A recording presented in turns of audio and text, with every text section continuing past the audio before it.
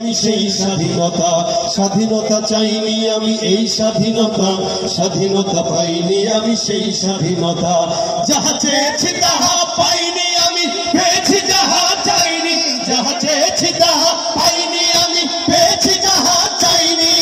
তাই তো আমি বিদ্রোহী আর কথাগুলো বেআইনি, স্বাধীনতা চাইনি আমি, এই স্বাধীনতা স্বাধীনতা পাইনি আমি, সেই স্বাধীনতা।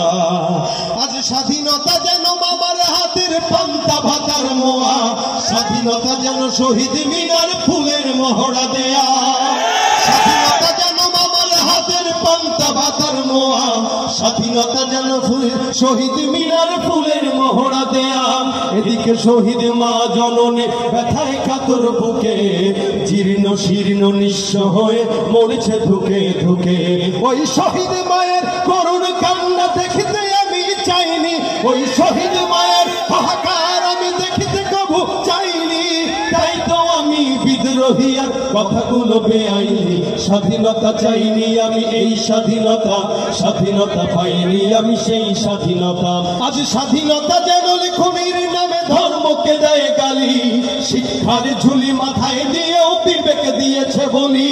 আজ স্বাধীনতা যেন লিখনির নামে ধর্মকে দেয় গালি, শিক্ষার ঝুলি মাথায় নিয়েও বিবেক দিয়েছে বলি।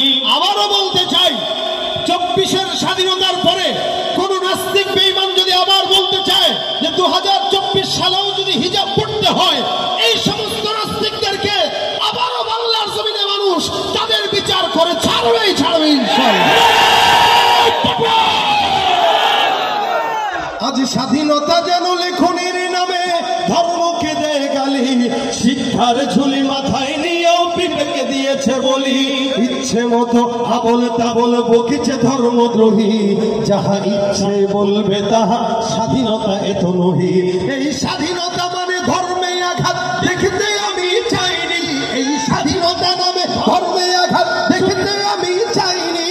তাই তো আমি বিদ্রোহী আর কথাগুলো বেআইনি, স্বাধীনতা চাইনি আমি, এই স্বাধীনতা স্বাধীনতা পাইনি আমি, সেই স্বাধীনতা।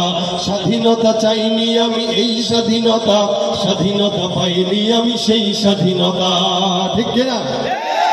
2024-এ বাংলার সমস্ত জনগণ মিলে যেভাবে এদের স্বাধীন করার জন্য একসঙ্গে লড়েছে, আমি বলতে চাই 5 মে শাপলা চত্বরে বাংলার আপামর তৌহিদি এই ছাত্র ভাইরা যখন উপস্থিত হয়েছিল, ওই সময় যদি বাংলার সব মানুষ